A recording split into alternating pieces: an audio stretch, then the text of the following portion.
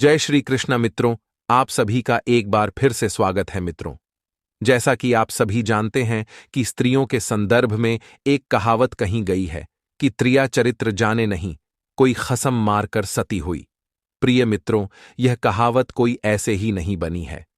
इसके पीछे एक बहुत लंबी कहानी है। इस कहावत का मतलब है कि स्त्री का चरित्र एक अबूझ पहेली है। स्त्री के चरित्र को स्वयं नारायण नहीं जान पाए तो हम साधारण मनुष्यों की क्या बिताश दोस्तों। स्त्री जाल की तरह जटिल व्यक्तित्व की स्वामिनी है, जो कुलटा होते हुए भी अपने आप को सती सावित्री साबित कर सकती है। वह सबके सामने अपने आप को सही सिद्ध करने के लिए तरह तरह के स्वांग रच लेती है। मित्रों, ऐसा चरित्र संसार की समस्त स्त्रियों का हो यह जरूरी नहीं है। कुछ ही स्त्रियां होती हैं जो ऐसे कुलटा चरित्र की मालकिन होती हैं। समस्त स्त्रियां नहीं होती हैं। आज इस कहानी को सुनने के बाद आप जीवन में कभी किसी स्त्री से धोखा नहीं खाएंगे। इसलिए समस्त श्रोतागण इस कहानी को ध्यानपूर्वक पूरा सुने और इस कहानी से प्रेरणा लेकर अपने अपने जीवन को सफल बनाएं।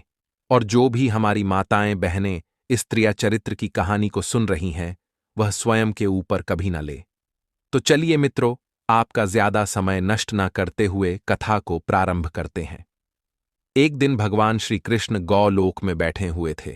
तभी उनके पास नारायण भक्त ब्रह्मानंदन देवर्षि नारद जी आते हैं और उन्हें प्रणाम करते हैं। फिर भगवान श्री कृष्ण अभिवादन करते हुए कहते हैं, हे नारायण भक्त, कहिए आज किस प्रयोजन से गोलोक में आना हुआ है। भगवान श्री कृष्ण की बात सुनकर देवर्षि नारद जी भगवान श्री कृष्ण से कहते हैं, हे प्रभु, आप तो स्वयं तीनों लोकों के स्वामी हैं। आप तो पहले ही सबके मन की बात जान लेते हैं। आपको तो कुछ बताने की आवश्यकता ही नहीं है। नारद जी की यह बात सुनकर भगवान श्री कृष्ण मुस्कुराते हुए कहते हैं, हे देवर्षि, आप निसंकोच होकर अपना प्रश्न पूछिए, मैं अवश्य ही आपके प्रश्नों का उत्तर दूंगा।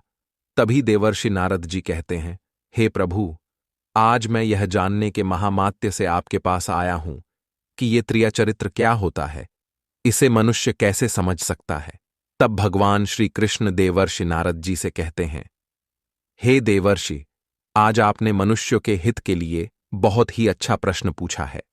हे देवर्षि, मनुष्यों के लिए स्त्रियों के त्रिया चरित्र को समझना बहुत ही कठिन होता है, क्योंकि स्त्रियों का चरित्र उलझे हुए धागे की तरह बहुत ही जटिल होता है। स्त्रियां चाहें तो वह अपने पति को रंक से राजा बना सकती हैं और चाहें तो वे राजा से रंक बना दें। आगे भगवान श्री कृष्ण देवर्षि नारद जी से आगे कहते हैं, हे देवर्षि, आज मैं आपके इस प्रश्न का उत्तर एक बहुत ही सुंदर कथा के माध्यम से देना चाहता हूं। और इस कथा के माध्यम से आपको यह भी पता चल जाएगा कि स्त्री का त्रिया चरित्र क्या होता है। इसे आप ठीक से समझ जाएंगे। लेकिन आपको इस कथा को शुरू से लेकर अंत तक पूरा सुनना होगा, क्योंकि आधा अधूरा ज्ञान विष के समान घातक होता है। तब देवर्षि नारद भगवान श्री कृष्ण से कहते हैं, हे प्रभु, मैं आपको वचन देता हूं कि मैं इस कथा को प्रारंभ से लेकर अंत तक पूरा अवश्य सुनूंगा और इस कथा का समस्त लोकों में प्रचार प्रसार भी करूंगा। मित्रों, भगवान श्री कृष्ण कथा सुनाते हुए कहते हैं, हे देवर्षि, प्राचीन काल में अवंतीपुर नाम का एक राज्य था। उस राज्य में विलासराव नाम का राजा राज्य करता था। राजा का जैसा नाम था वैसे ही उसके काम थे। आगे भगवान श्री कृष्ण कहते हैं, हे देवर्षि, उस राज्य में पुरुषों के साथ साथ स्त्रियों का भी चारित्रिक पतन हो गया था।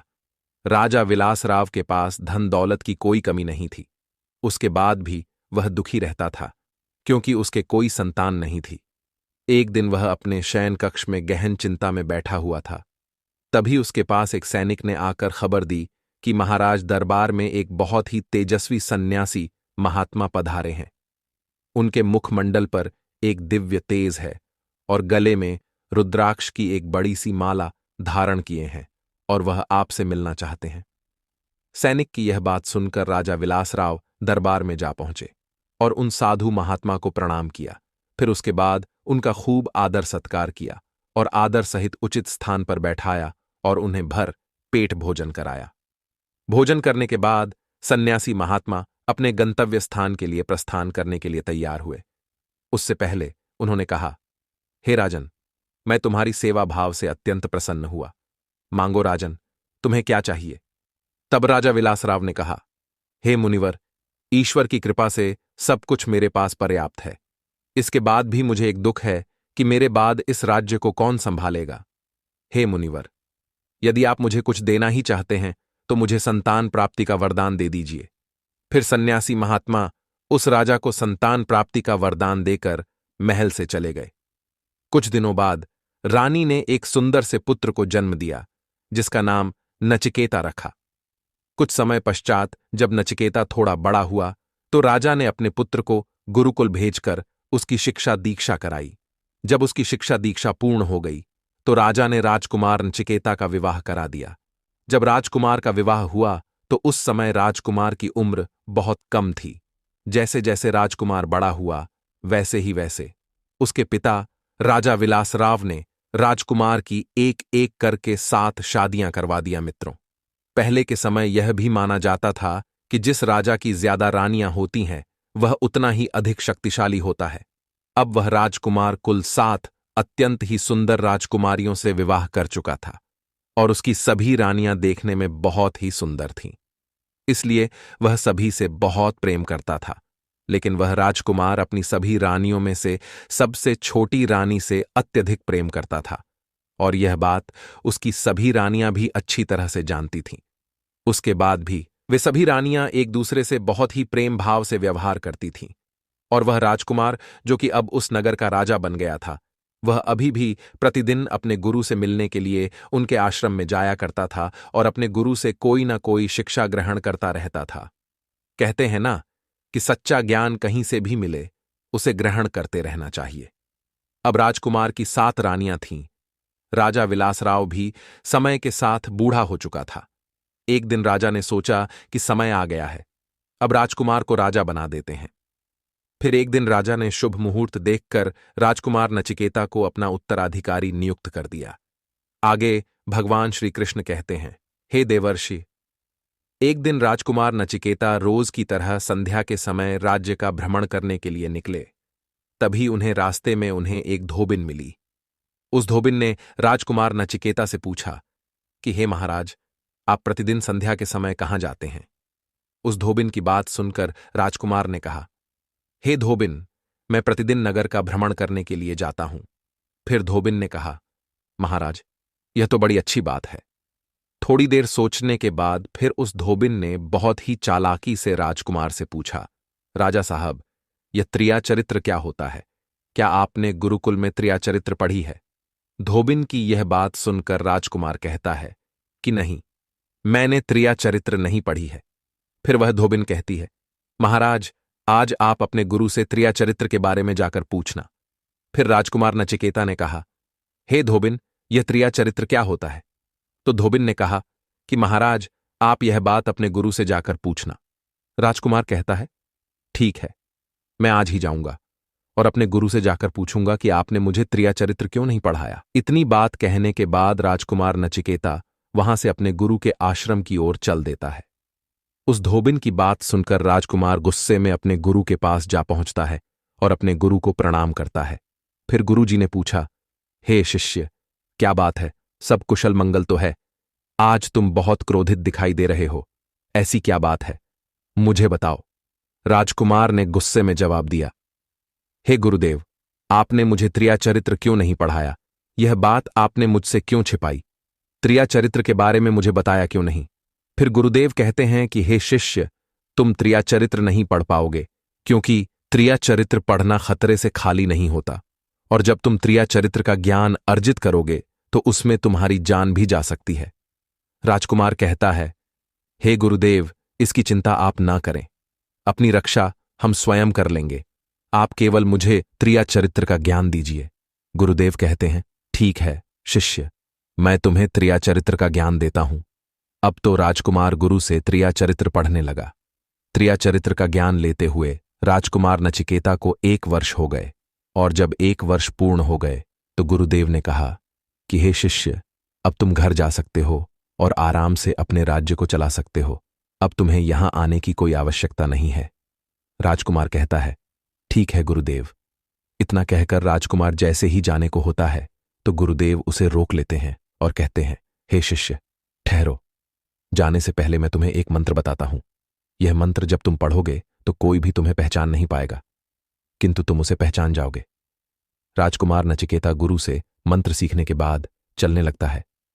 तभी गुरुदेव उसे दोबारा से रोकते हुए कहते हैं, हे शिष्य, जाओ और इस मंत्र का उपयोग आज ही करना मित्रों। फिर गुरुदेव ने कहा, शिष्य, आज जब तुम अपने महल में जाना तो रात के 12 बजे महल से निकल करके नगर के दक्षिण दिशा में जाना और नगर के बाहर खड़े हो जाना और यह मंत्र पढ़ लेना।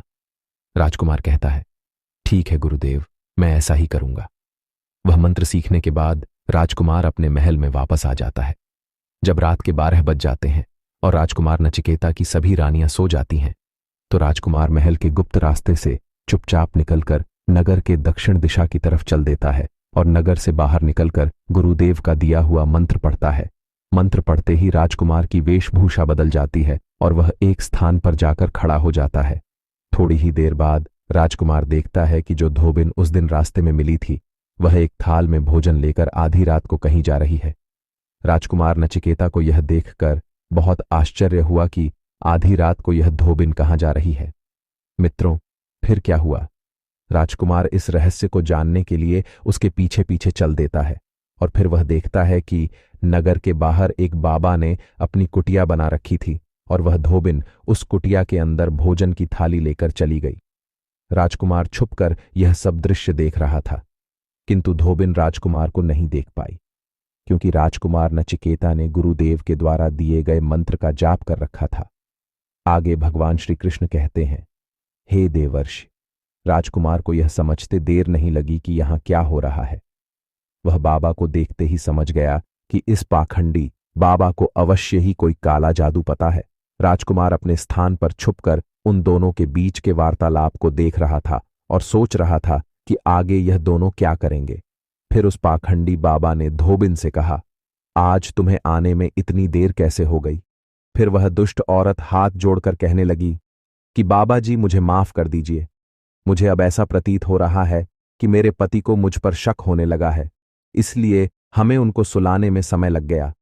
इस कारण से हमें यहां आने में देर हो गई। जब यह बात उस पाखंडी बाबा ने सुनी कि इसका विवाह हो चुका है, तो वह गुस्से से आग बबूला हो उठा और वह गुस्से में क्रोधित होकर बोला, इसका मतलब है कि तुम अब हमारे पास रोज देर से आओगी। और फिर वह तेज आवाज में चिल्लाकर बोला, दुष्ट औरत, यहां से इसी समय चली जा।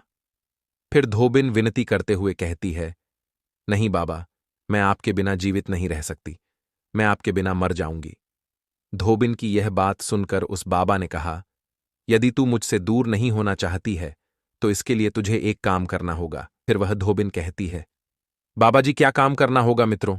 फिर उस पाखंडी बाबा ने अपनी पोटली से एक बड़ा सा चाकू निकाला और उस औरत को चाकू देते हुए कहता है कि तू मेरे बिना नहीं रह सकती है, जा इस चाकू से अपने पति की गर्दन काटकर यहां ले आ और अपने उस पति को मार दे जो हमारे और तुम्हारे बीच में दीवार बन रहा है।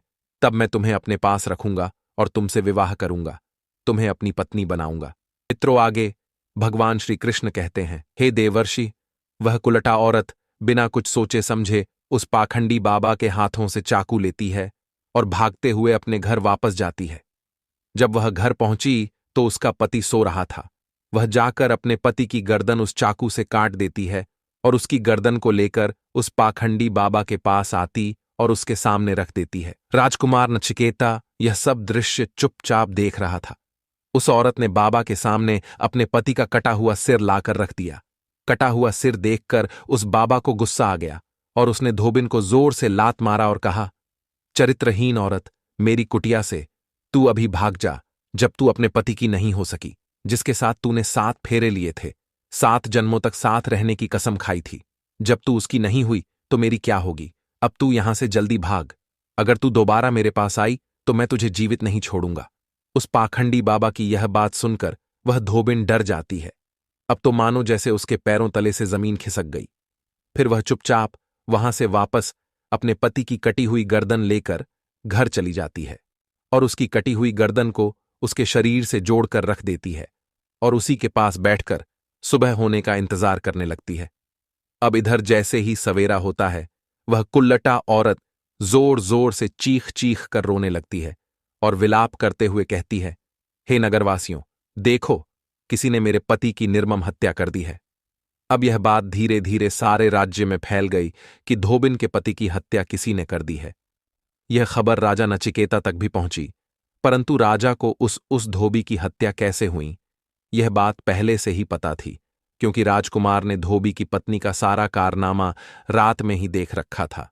नगरवासी धोबी की लाश को अंतिम संस्कार के लिए लेकर नगर के बाहर जाते हैं और साथ में धोबी की पत्नी अर्थी के पीछे पीछे भागती हुई जोर जोर से विलाप करते हुए चली जा रही थी। और उधर राजकुमार नचिकेता भी अपने रथ पर सवार होकर सैनिकों के साथ धोबी के अंतिम संस्कार में शामिल होने के लिए पहुंच जाते हैं। मित्रों, आगे भगवान श्री कृष्ण कहते हैं, हे देवर्षि, वह कुल्लटा औरत जोर जोर से चीख कर सभी नगरवासियों और राजा के सामने कहने लगी, यदि मेरा पति ही नहीं रहेगा तो मैं जीवित रहकर क्या करूंगी? मैं भी अपने पति के साथ सती हो जाऊंगी।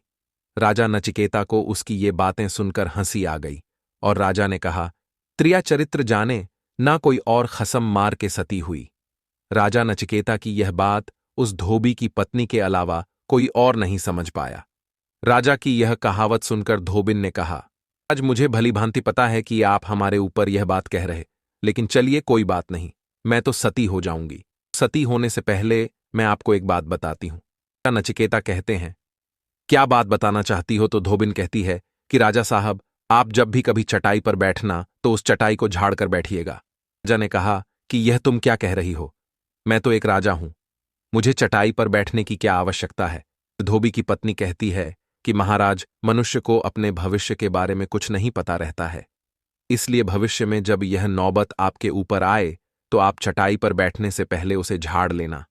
राजा नचिकेता धोबी की पत्नी की ये बात मान लेते हैं।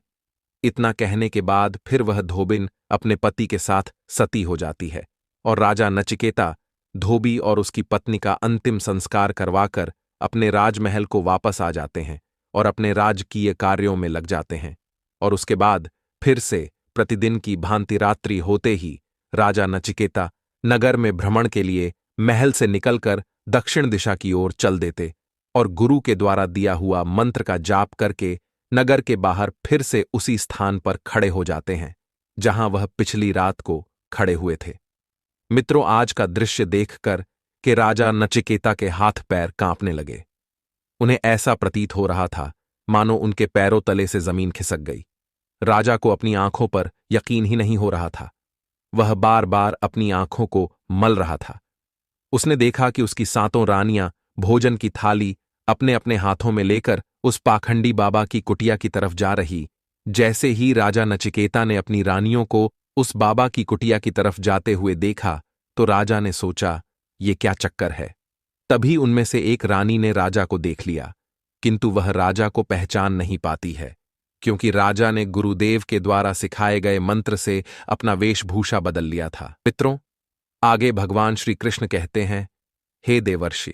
फिर उसमें से एक रानी अपनी बड़ी रानी से कहती, हे महारानी, यह लड़का इतनी रात को यहां क्यों खड़ा है? फिर वह रानी उस लड़के अर्थात राजा नचिकेता को अपने पास बुलाकर कहती है, बेटा, मेरी यह थाली लेकर के उस कुटिया तक पहुंचा दो। बिना कुछ सोचे समझे बिना राजा नचिकेता ने वह थाली अपने हाथों में ले ली और अपनी रानियों के साथ कुटिया तक जाने लगे।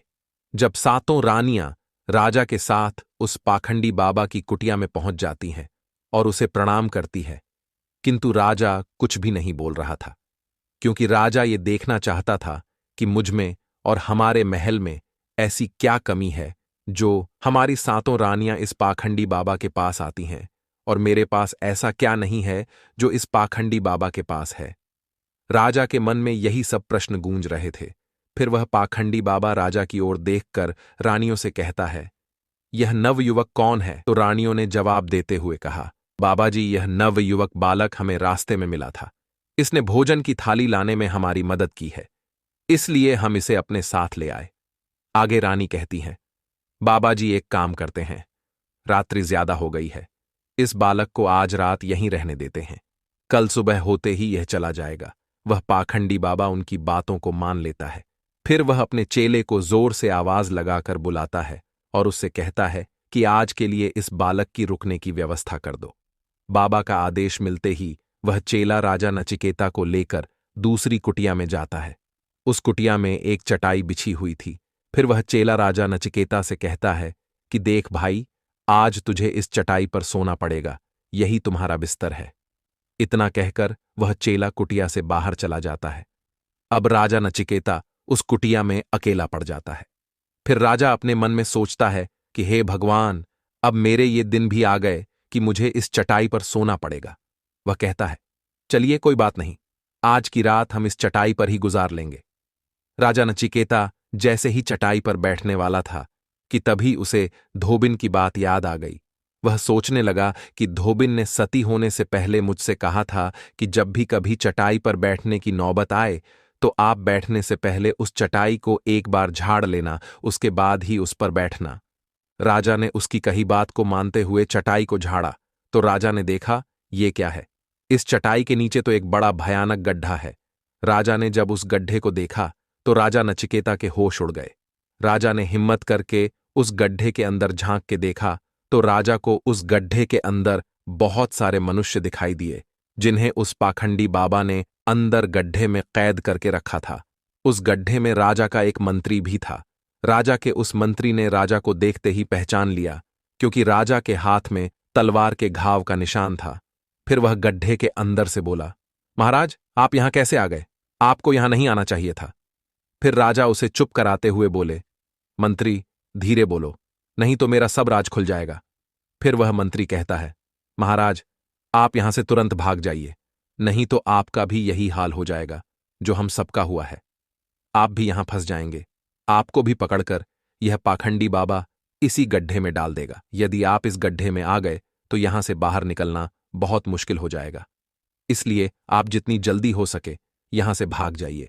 प्रिय मित्रों, आगे भगवान श्री कृष्ण देवर्षि नारद जी से कहते हैं, हे देवर्षि। फिर वह राजा कुटिया के एक कोने में जाता है और उसी मंत्र को दोबारा से पढ़ता है और दोबारा से वह राजा अपने वास्तविक रूप में आ जाता है और कुटिया से निकलकर महल की ओर जाने लगता है। मित्रों, राजा को वहां से निकलते हुए उसकी रानियों ने और उस पाखंडी बाबा ने देख लिया। फिर सातों रानियां कहती हैं कि यह तो हमारे पति है। अपने पति को देखकर सभी रानियां डर जाती हैं और वे रानियां उस पाखंडी बाबा से कहती हैं, बाबा जी, अब तो हमारे सारे कारनामों की पोल पट्टी खुल जाएगी। हमारे पति अर्थात राजा नचिकेता ने हमें यहां देख लिया है, अब हमारा क्या होगा? फिर वह पाखंडी बाबा कहता है कि तुम यहां खड़ी खड़ी मेरा मुंह क्या देख रही हो? जल्दी जाओ और अपने पति को पकड़ कर लाओ। वह सातों रानियां अपने पति को पकड़ने के लिए राजमहल की ओर चल देती हैं और राजा के पीछे पीछे भागती है। लेकिन राजा नचिकेता इतना तेज भागा कि वह अपने महल जा पहुंचा। रानियां घबरा गई। रानियों के तो होश उड़ गए, उन्हें कुछ समझ नहीं आ रहा था। फिर वे सभी रानियां वापस उसी बाबा के पास आती हैं और बाबा से कहती हैं कि बाबा जी, हम उन्हें नहीं पकड़ सके। वह भागकर राजमहल में पहुंच गए थे। बाबा जी, अब तो हमारे पति हमें जीवित नहीं छोड़ेंगे, वे हमें मृत्युदंड दे देंगे। बाबा जी, कृपा करके आप हमें बचा लीजिए, इसका कोई उपाय कीजिए। फिर वह पाखंडी बाबा अपनी पोटली से एक जादू की पुड़िया निकालता है और उन रानियां को देते हुए कहता है, महल में जाओ और इसे अपने पति को खिला देना। जैसे ही तुम इस पुड़िया को अपने पति को खिलाओगी, तुम्हारा पति गधा बन जाएगा और तुम सातों मिलकर उसे मार देना। बस उसकी कहानी वहीं खत्म हो जाएगी और तुम सातों रानियां बच जाओगी। सातों रानियां बाबा के द्वारा बताए अनुसार कार्य करने को तैयार हो जाती। वह सातों रानियां उस पाखंडी बाबा की बात मान लेती हैं और जादुई पुड़ियां लेकर महल आ जाती हैं। वह सातों रानियां आपस में विचार करती हैं कि इस पुड़िया को राजा को खिलाया कैसे जाए। तभी उसमें से एक रानी बोलती है कि राजा जी सबसे ज्यादा प्रेम छोटी वाली रानी से करते हैं, वह इस काम को भली भांति कर सकती है। मित्रों, फिर सभी रानियों ने वह जादू की पुड़िया छोटी वाली रानी को सौंप दिया और छोटी रानी से कहती हैं कि यह तुम्हारा काम है, तुम किसी भी तरह राजा को यह पुड़िया खिला देना। वह जादुई पुड़िया छोटी वाली रानी ले लेती है।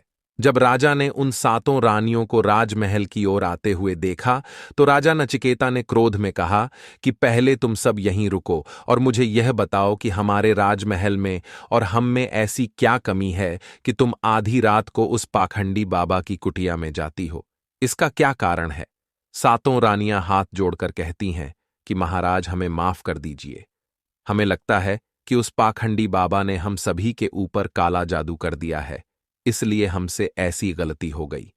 अब से दोबारा ऐसी गलती हमसे कभी नहीं होगी।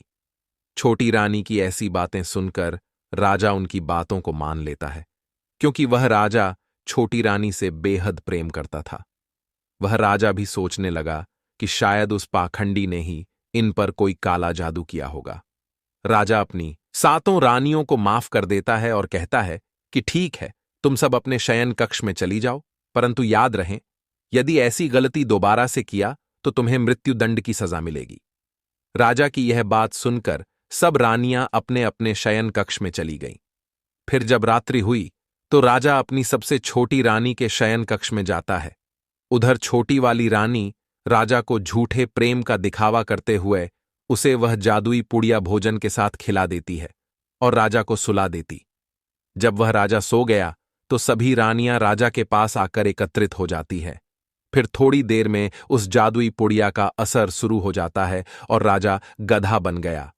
सभी रानियों ने उसे पकड़कर मारना चाहा, किंतु रानियों में इतना सामर्थ्य नहीं था कि वह राजा को पकड़ सके और उसे मार सके।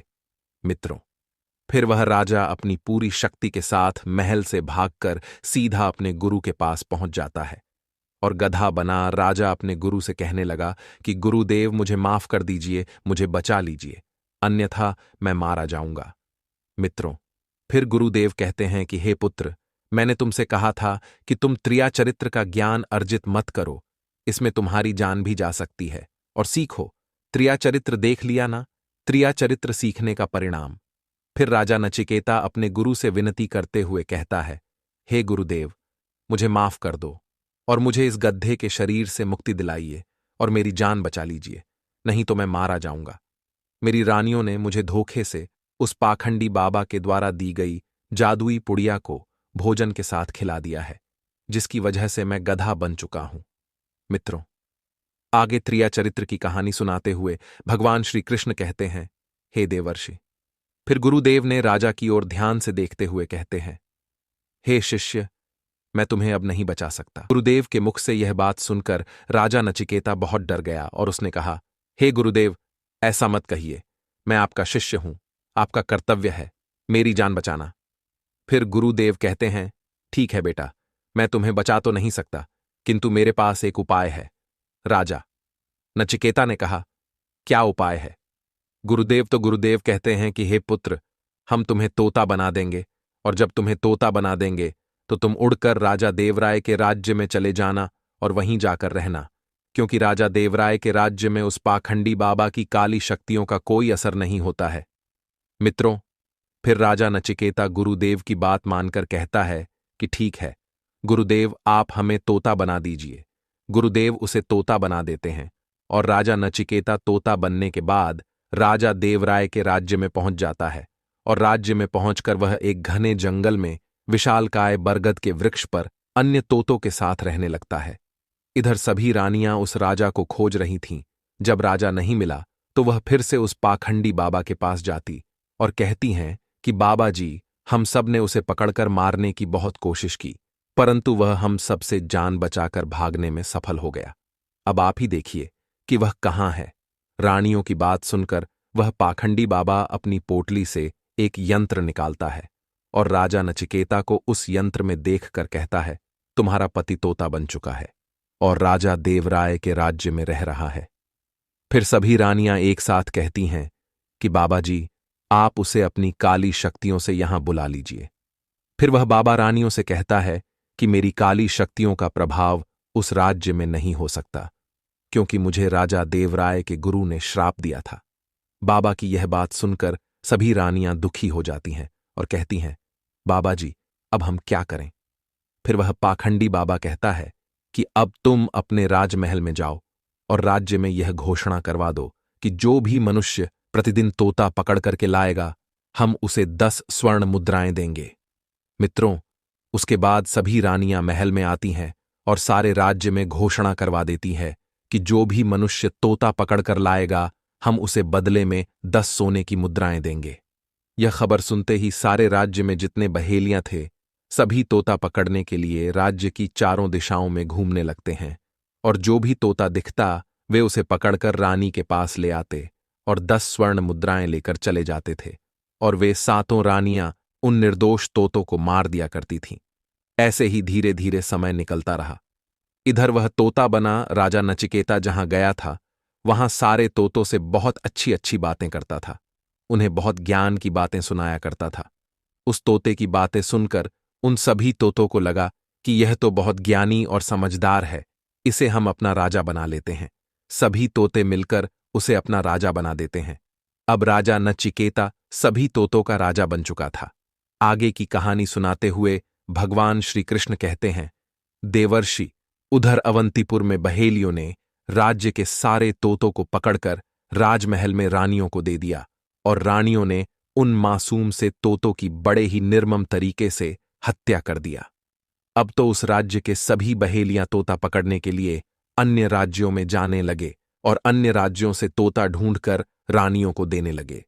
मित्रों, एक दिन अवंतीपुर राज्य का एक बहेलिया तोता पकड़ने राजा देवराय के राज्य में पहुंच जाता है, और वह उसी बरगद के वृक्ष के पास पहुंच जाता है जहां पर राजा नचिकेता तोता बनकर अपना जीवन व्यतीत कर रहा था।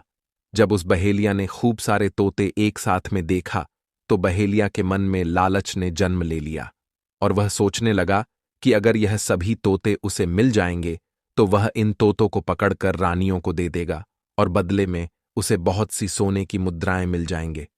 फिर वह बहेलियां सोचने लगा कि हम इतने सारे तोतों को पकड़ेंगे कैसे। जिस पेड़ पर तोते रहते थे वह पेड़ बहुत ही विशालकाय था।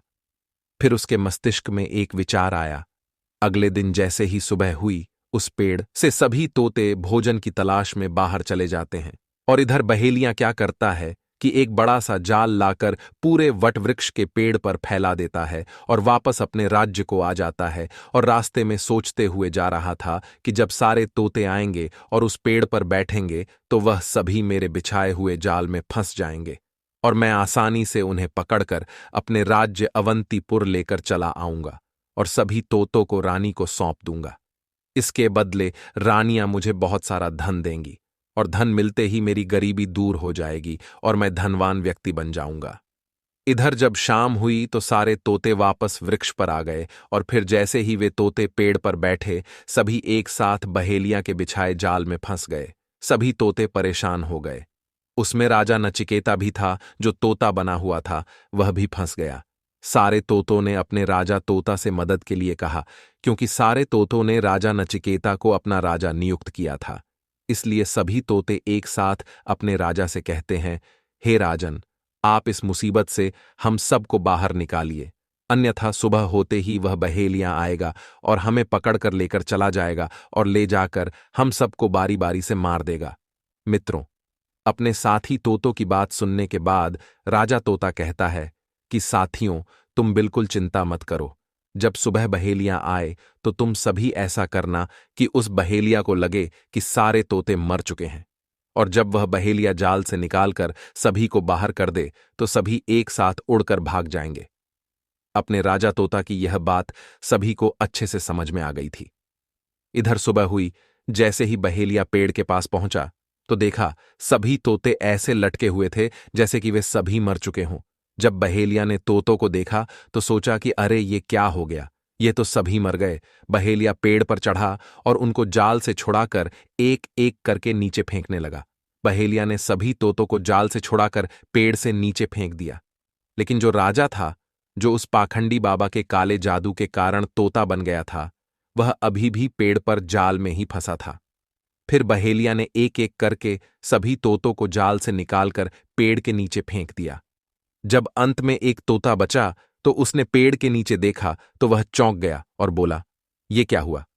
मैंने नीचे जितने भी तोते फेंके थे वह सभी उड़कर भाग गए। बहेलिया सोच में पड़ गया।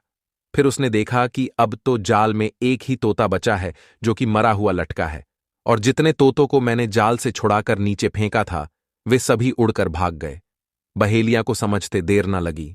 उसने कहा, इसका मतलब सारे तोतों ने मिलकर मेरे साथ धोखा किया है। अब वह राजा नचिकेता, जो कि तोता बना हुआ था, सिर्फ वही जाल में फंसकर लटका हुआ था। वह बहेलिया कहता है कि यह सब तुम्हारी ही चाल है। चलो, अब मैं तुम्हें लेकर जाऊंगा और रानी को सौंप दूंगा। और इसके बदले वह मुझे 10 स्वर्ण मुद्राएं देंगी। फिर वह बहेलिया उस तोता को लेकर रानी के पास जाने लगता है।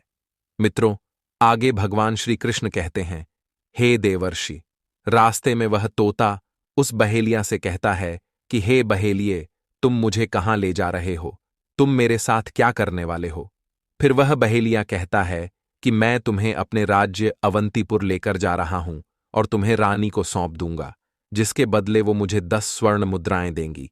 फिर वह तोता बना राजा बहेलिया से कहता है, हे बहेलिया, मैं तुम्हें 2000 स्वर्ण मुद्राएं दिलाऊंगा। तोते की बात सुनकर बहेलिये ने कहा, तुम मुझे 2000 स्वर्ण मुद्राएं कैसे दिलाओगे? फिर वह तोता बना हुआ राजा बहेलिया से कहता है कि हे बहेलिये, राजा देवराय के राज्य में प्रतिवर्ष एक बहुत बड़ा मेला लगता है। तुम मुझे उस मेले में बेच देना, इसके बदले तुम्हें अच्छी कीमत मिलेगी। अब बहेलिया उस तोता की बात मान लेता है और रानी को तोता बेचने की जगह वह राजा देवराय के राज्य में लगे मेले में तोता बेचने के लिए पहुंच जाता है। मित्रों, राजा देवराय बहुत ही दयावान व्यक्ति थे। उनके राज्य में शेर और हिरण एक ही घाट पर पानी पीते थे। प्रजा उनसे बहुत खुश रहती थी। फिर जब शाम हुई तो राजा देवराय मेले का जायजा लेने के लिए अपने कुछ सैनिकों के साथ मेले में जाते हैं और जिस व्यक्ति का सामान मेले में नहीं बिकता था, शाम को राजा उसे स्वयं खरीद लेते थे। वह बहेलिया भी उस तोते को लेकर मेले में पहुंच गया। जब भी कोई व्यक्ति उस तोते को खरीदने उसके पास आता और वह व्यक्ति बहेलिये से पूछता कि यह तोता कितने का है, तो बहेलिया कहता, इसकी कीमत 2000 स्वर्ण मुद्रा है। इतना दाम बता देने से कोई भी व्यक्ति उसे खरीद नहीं पाता। ऐसे ही करते करते शाम हो गई और अन्य सभी दुकानें मेले से जाने लगीं। अंत में राजा ने अपने सैनिकों को आदेश दिया कि जाओ, देख कर आओ कि मेले में किसी का सामान बिकने के लिए तो नहीं रह गया। जब राजा के सैनिक मेले में दुकानों को देखने के लिए आए तो उन्होंने देखा कि एक बहेलिया तोता लेकर बैठा हुआ है। सैनिक बहेलिया से कहते हैं कि ए बहेलिया, तुम्हारा यह तोता क्यों नहीं बिका? तुम इसे कितने में बेच रहे हो? तो वह बहेलिया सैनिक के प्रश्न का उत्तर देते हुए कहता है कि हे सैनिक, इस तोते की कीमत 2000 स्वर्ण मुद्रा है।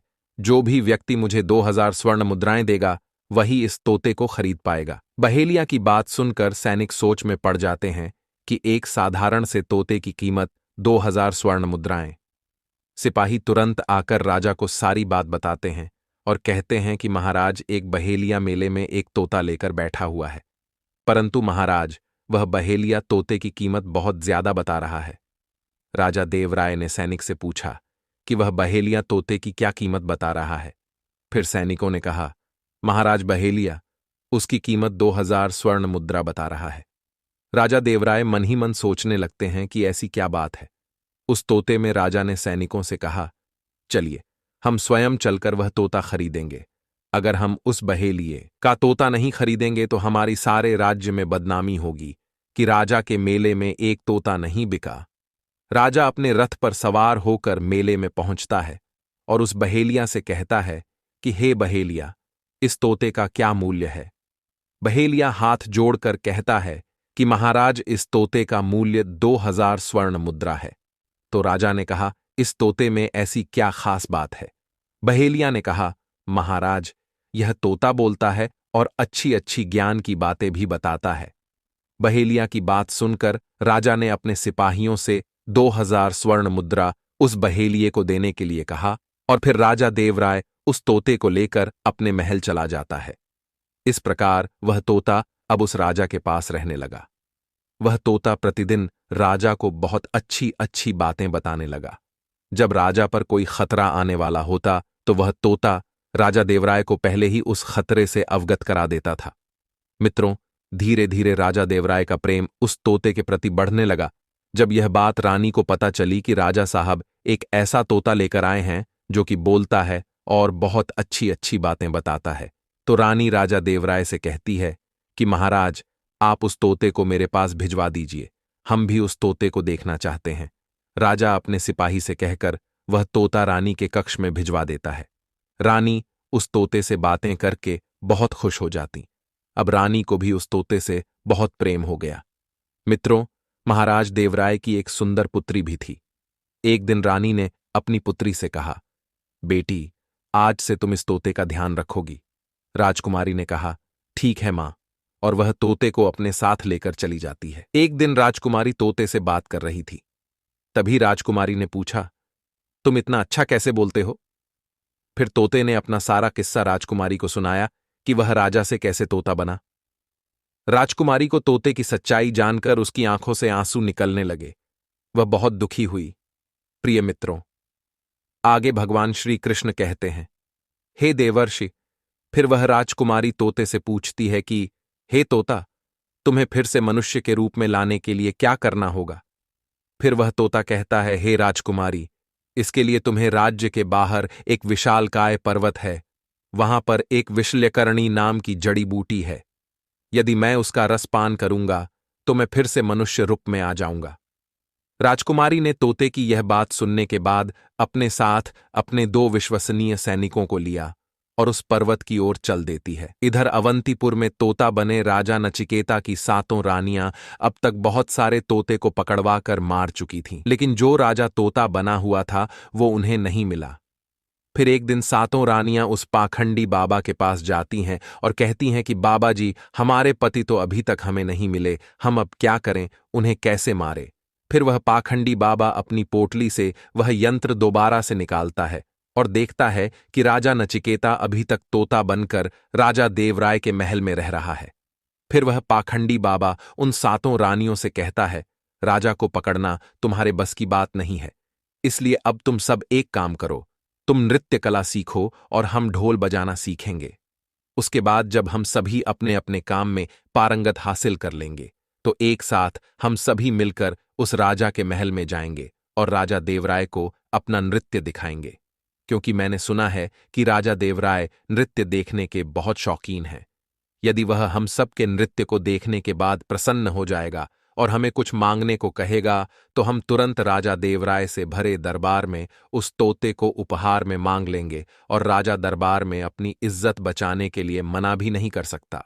सभी रानियों ने उस पाखंडी बाबा की बात मान ली और फिर कुछ दिन बाद सभी रानियों ने नृत्य सीख लिया। अब वह सब पूरी तरह से राजा देवराय के राज्य में जाने के लिए तैयार थी। फिर वह पाखंडी बाबा और 7 रानियां वेशभूषा बदलकर राजा देवराय के दरबार में पहुंच जाते हैं। राजा देवराय उन सब से पूछते हैं, तुम सब कौन हो और किस उद्देश्य से हमारे राज दरबार में आए हो? तब वे सभी एक स्वर में कहती हैं, हे महाराज, हम सब नृत्यिका हैं और आपके दरबार में अपना नृत्य दिखाना चाहते हैं। यदि आपकी अनुमति हो तो हम अपना नृत्य इस दरबार में प्रस्तुत करें। राजा ने नृत्य दिखाने की अनुमति दे दी। राजा की अनुमति पाकर 7 रानियां नृत्य करती हैं और वह पाखंडी बाबा तबला बजाता है। जब उनके गाने बजाने की आवाज तोते के कानों में पहुंचती है तो वह तोता रानियों के गाने की आवाज सुनकर समझ गया कि यह वही पाखंडी बाबा है जो हमारी 7 रानियों को लेकर और अपना भेष बदलकर यहां पर आ गया है। अब मेरी जान नहीं बचेगी। वह चिंतित हो उठा और राजकुमारी के आने की राह देखने लगा। उधर राजा उनके नृत्य से खुश होकर कहता है कि हे नृत्यकाओ, मांगो, क्या मांगना चाहती हो? हम तुम्हारी नृत्य कला से बेहद प्रसन्न हुए। फिर वह पाखंडी बाबा तुरंत कहता है कि हे महाराज, आपके पास जो बोलने वाला तोता है जिसे आपने कुछ दिनों पहले ही खरीदा था, वह तोता आप मुझे उपहार में दे दीजिए। राजा तो पहले सोचने लगा, फिर उसने अपनी बेइज्जती के डर से उस बाबा से कहा, ठीक है, वह तोता मैं तुम्हें उपहार में देता हूं। फिर राजा ने सैनिक को आदेश दिया कि उस तोते को दरबार में लाया जाए। उधर राजकुमारी सैनिक से पहले ही महल में विशल्यकरणी जड़ी बूटी लेकर आ चुकी थी और तोते को पिलाने जा रही थी। तभी तोते ने कहा, राजकुमारी, इस जड़ी बूटी को अभी मत पिलाना, इसे दरबार में महाराज के सामने पिलाना। राजकुमारी उस तोते की बात मान लेती है। मित्रों, राजा के आदेशानुसार सैनिक तोते को लेने राजकुमारी के कक्ष में पहुंच जाता है। वह सैनिक राजकुमारी के पास पहुंचता है और कहता है कि हे राजकुमारी, यह तोता मुझे दे दो। राजकुमारी कहती है, नहीं, मैं इस तोते को तुम्हें नहीं दूंगी, मैं इसे स्वयं दरबार में लेकर चलूंगी। फिर राजकुमारी तोते को अपने साथ लेकर दरबार में पहुंच जाती है। उसके बाद राजा देवराय राजकुमारी से कहता है कि बेटी, यह तोता मुझे दे दो, यह तोता नृत्य वालों को देना है, इन्हें मैंने इस तोते को उपहार में दे दिया है। अपने पिता की यह बात सुनकर राजकुमारी कहती है कि पिताजी, यह तोता मैं नहीं दूंगी, चाहे जो हो जाए। राजा क्रोध में आकर कहने लगा कि बेटी, यह कैसी बातें कर रही हो, इसे मैंने उपहार में देने का वादा किया है। जब राजकुमारी ने राजा को क्रोध में देखा तो उसने तुरंत वह विशल्यकरणी जड़ी बूटी तोते को पिला दिया। जड़ी बूटी पीते ही वह तोता नीचे जमीन पर गिर गया और थोड़ी ही देर में वह अपने वास्तविक रूप में आ गया। यह सब दृश्य देखकर राजा दंग रह गया। उसने पूछा, तुम कौन हो और तुम्हारा यह हाल किसने किया था? वह राजकुमार कहता है कि राजा साहब, मैं अवंतीपुर राज्य का राजा हूं। मेरा यह हाल मेरी इन 7 रानियों ने इस पाखंडी बाबा के साथ मिलकर किया है। राजा देवराय ने राजकुमार नचिकेता की बात सुनने के बाद अपने सैनिकों को आदेश दिया कि इन 7 रानियों को और इस बाबा को बंदी बना लो। राजा का आदेश पाते ही सैनिकों ने तुरंत उस पाखंडी बाबा को और 7 रानियों को बंदी बना लिया। अगले दिन राजा ने उन्हें मृत्युदंड की सजा सुनाई और उन्हें फांसी दे दिया। फिर राजकुमार नचिकेता संकोच करते हुए कहते हैं, हे राजन, मैं आपकी बेटी से प्रेम करता हूं और मैं उससे शादी करना चाहता हूं। राजा देवराय अपनी पुत्री से कहता है कि क्या तुम इससे शादी करना चाहती हो? राजकुमारी कहती है कि हां पिताजी, मैं भी इनसे प्रेम करती हूं। राजकुमार नचिकेता राजा देवराय की पुत्री से विवाह करके अपने राज्य अवंतीपुर को वापस लौट आते हैं। अपने राजा को देखकर अवंतीपुर की प्रजा बहुत खुश होती है और अपने राजा को इतने दिनों बाद देखकर उनका फूल मालाओं से स्वागत करती है और फिर राजकुमार नचिकेता खुशी खुशी अपनी नई जीवन संगनी के साथ रहने लगता है। मित्रों, भगवान श्री कृष्ण कहते हैं, हे देवर्षि, अब तो आप समझ चुके होंगे कि त्रिया चरित्र क्या होता है।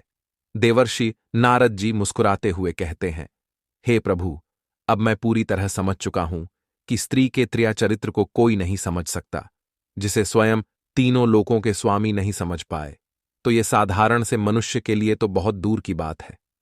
मित्रों, हमारे पौराणिक धर्म ग्रंथों में कहा गया है कि राजा का चित्त कंजूस, व्यक्ति का धन और दुर्जन आदमी का मनोरथ तथा पुरुष का भाग्य और स्त्रियों का चरित्र स्वयं देवता तक नहीं जान पाते, तो मनुष्यों की तो बात ही क्या है। मित्रों, इस कथा को सुनने के बाद देवर्षि नारद जी पृथ्वी लोक का भ्रमण करने निकल जाते हैं।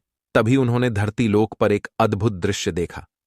यह देख के नारद मुनि का मन विचलित हो उठा और उनके मन में प्रश्न उठने लगे। नारद मुनि इन प्रश्नों को लेकर भगवान भोलेनाथ के पास जाते हैं, क्योंकि नारद जी भगवान भोलेनाथ को अपना गुरु मानते थे। नारद जी भगवान भोलेनाथ से मिलने कैलाश पर्वत पर पहुंच जाते हैं और भगवान भोलेनाथ को प्रणाम करते हैं। फिर भोलेनाथ पूछते हैं, क्या बात है महर्षि नारद, आज किस प्रयोजन से कैलाश पर आना हुआ? फिर नारद जी ने कहा, प्रभु, आज मैंने पृथ्वी लोक पर एक ऐसा दृश्य देखा जिसे देखने के बाद मेरा मन विचलित हो उठा। मैंने देखा, पृथ्वी लोक पर अधिकांश स्त्रियां अपने पति को धोखा दे रही हैं, किंतु कुछ स्त्रियां पतिव्रता भी हैं। प्रभु, आप मुझे यह बताने की कृपा करें कि कौन सी औरत कुलटा और चरित्रहीन होती है और अपने पति को धोखा देती है। मित्रों, भगवान भोलेनाथ कहते हैं, हे महर्षि नारद, आपके इन सभी प्रश्नों का समाधान अवश्य करेंगे, किंतु आपको यह कहानी सुनना होगा। मित्रों, फिर नारद जी वचन देते हैं कि प्रभु, मैं इस कहानी को ध्यानपूर्वक सुनूंगा और इसका प्रचार प्रसार भी करूंगा। मित्रों, उम्मीद करता हूं कि यह कहानी आपको बहुत पसंद आएगी। आपसे निवेदन है कि कहानी को पूरा अवश्य सुनें। मित्रों, भगवान भोलेनाथ कहते हैं, हे महर्षि नारद, एक बार की बात है। एक महात्मा 4 धामों की यात्रा के लिए जा रहे थे। महात्मा सारा दिन चलते चलते बहुत थक चुके थे और शाम भी होने लगी। महात्मा ने सोचा, शाम होने से पहले आसपास किसी आश्रम को खोज लेंगे और उसी में रुक जाएंगे। फिर महात्मा ने आश्रम खोजना शुरू कर दिया, किंतु महात्मा को आसपास कहीं आश्रम नहीं मिला। तभी महात्मा को रास्ते में एक पनिहारी मिला। वह अपनी पत्नी के साथ कहीं जा रहा था। महात्मा साधु ने उस पनिहार से कहा, बेटा, मैं एक महात्मा हूं और मैं तीर्थ यात्रा पर जा रहा हूं, किंतु रात्रि हो जाने के कारण मैं अब आगे नहीं जा सकता और मेरा स्वास्थ्य भी ठीक नहीं है। यदि आप मुझे अपने घर में 2-3 दिन के ठहरने के लिए स्थान दे देंगे तो आपकी अति कृपा होगी।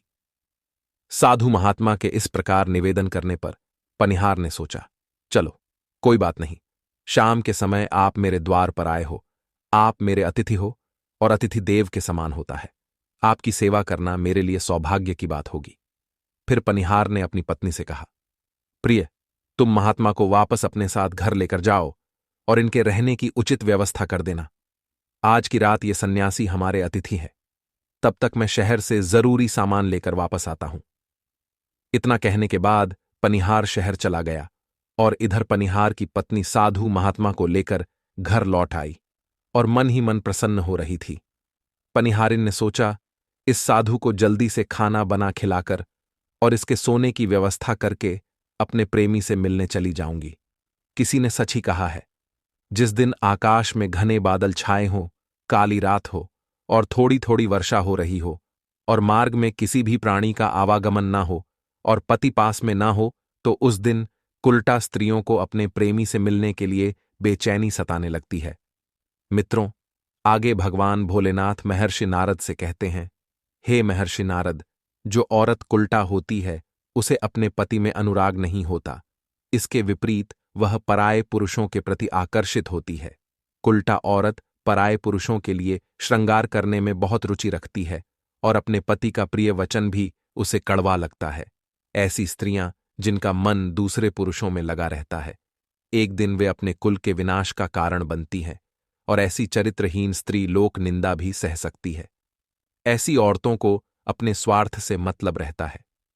मित्रों, वह पनिहारिन साधु महात्मा को घर लेकर आ जाती है और भोजन कराने के बाद वह साधु के लिए बिस्तर लगा देती है और फिर उस साधु महात्मा से कहती है, महात्मा जी, मैं थोड़ी देर के लिए अपनी बुआ के घर जा रही हूं। बुआ से मिलकर मैं अभी आ रही हूं। तब तक आप घर में आराम से विश्राम करें। इतना बोलकर वह श्रृंगार करने लगी और खूब सज सवर कर अपने प्रेमी से मिलने चल देती है और सुबह होने से पहले घर आ जाती थी। पनिहारिन के व्यवहार को देखकर सन्यासी महात्मा ने सोचा, दाल में जरूर कुछ काला है।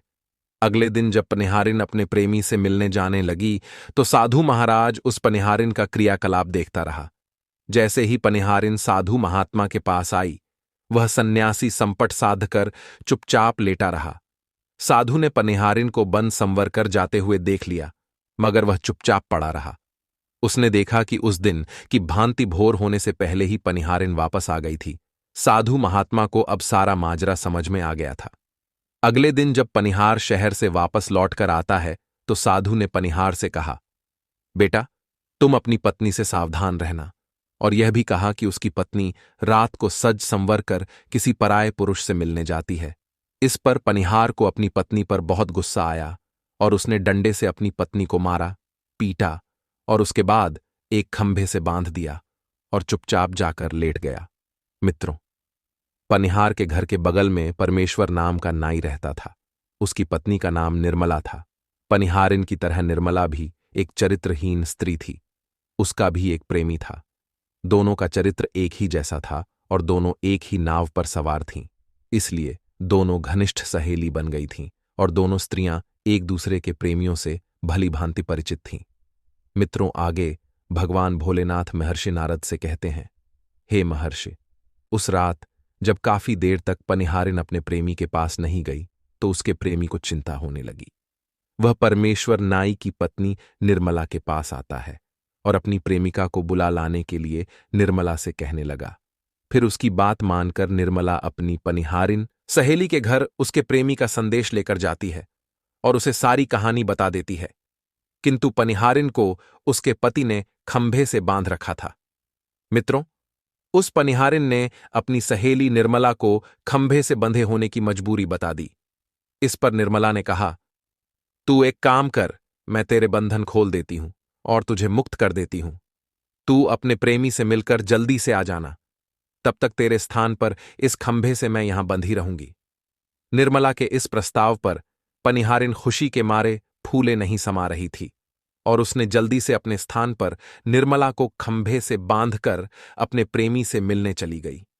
साधु महाराज यह सब कारनामा देख सुन रहे थे, मगर वे चुपचाप बिस्तर पर सांस रोककर पड़े रहे। रात में जब उस पनिहार की नींद खुली तो उसका गुस्सा शांत हो चुका था। उसे अपनी पत्नी पर थोड़ी दया आई और उसने सोचा कि उसने आज कुछ ज्यादा कठोर रूप धर लिया था। उसने सोचा अब उसे खोल देना चाहिए। वह अपनी पत्नी को बंधन से खोलने के लिए उठा, परंतु फिर वह अचानक से रुक गया और उसने मन ही मन सोचा, अगर वह फिर से अपने प्रेमी से मिलने चली गई तो अब इस सवाल का कोई जवाब नहीं था उसके पास। फिर उस पनिहार ने सोचा कि इस बार यदि वचन दे दे कि वह अपने प्रेमी से मिलने नहीं जाएगी, तब वह उसे खोल देगा। मित्रों, आगे भगवान भोलेनाथ महर्षि नारद से कहते हैं, हे महर्षि।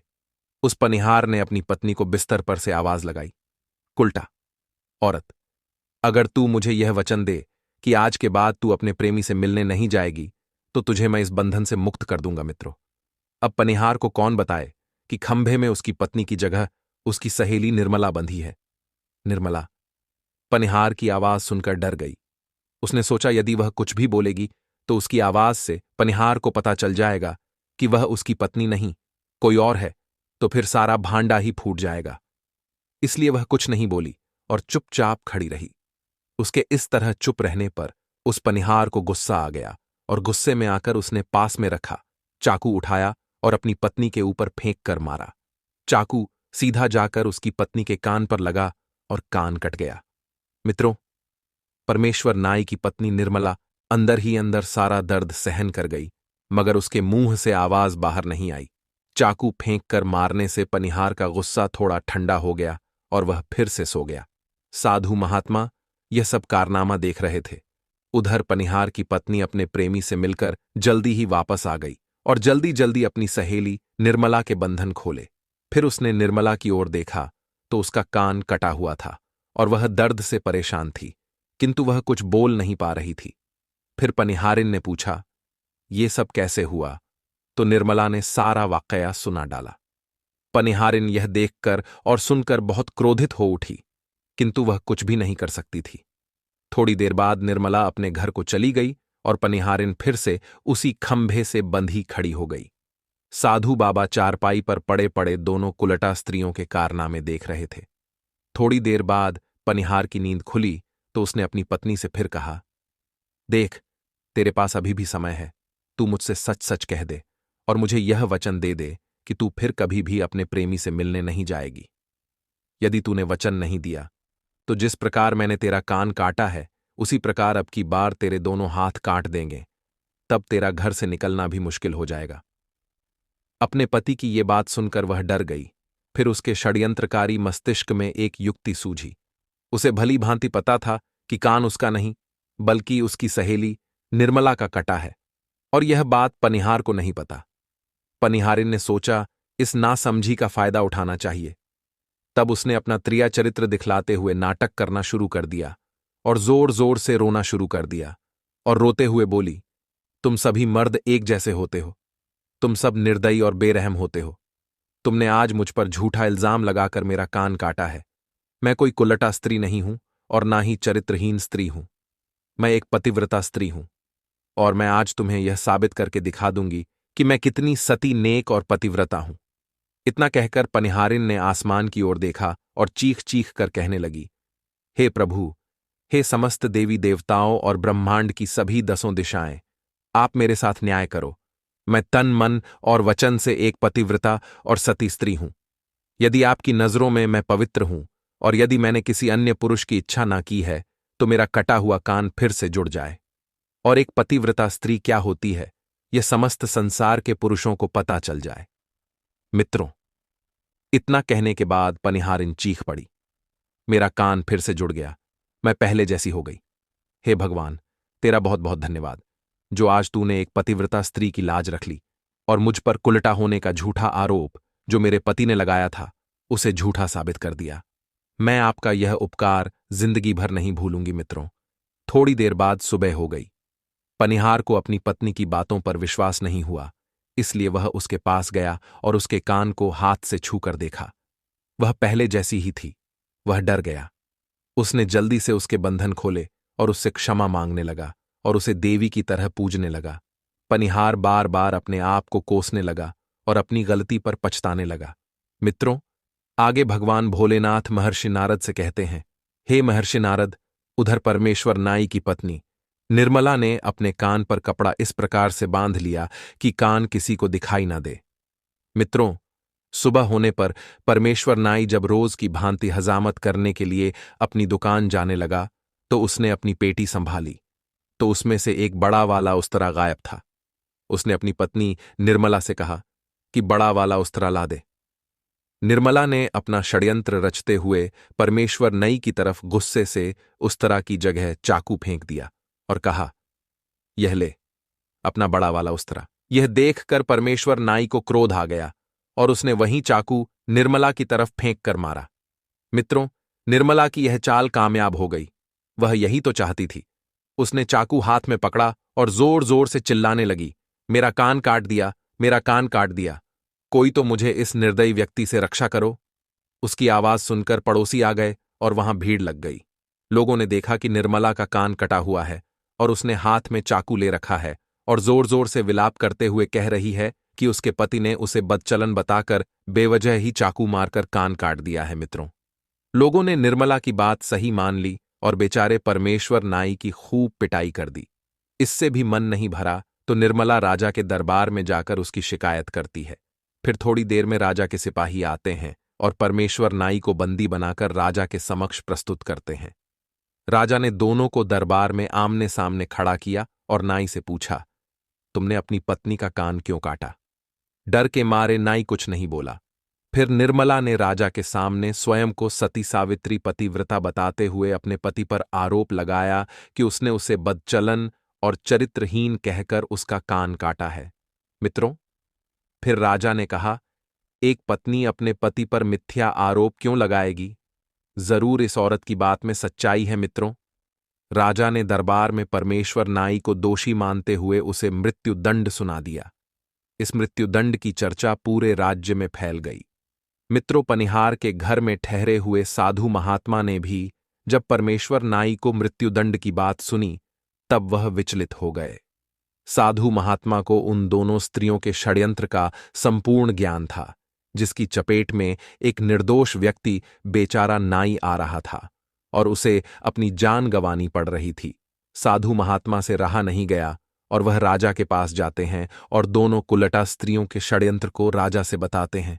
उसके बाद राजा ने पनिहारिन को और परमेश्वर नाई की पत्नी निर्मला को दरबार में लाने का आदेश दिया और क्रोधित होकर बोले, सच सच बताओ, अन्यथा तुम्हें मृत्युदंड दिया जाएगा।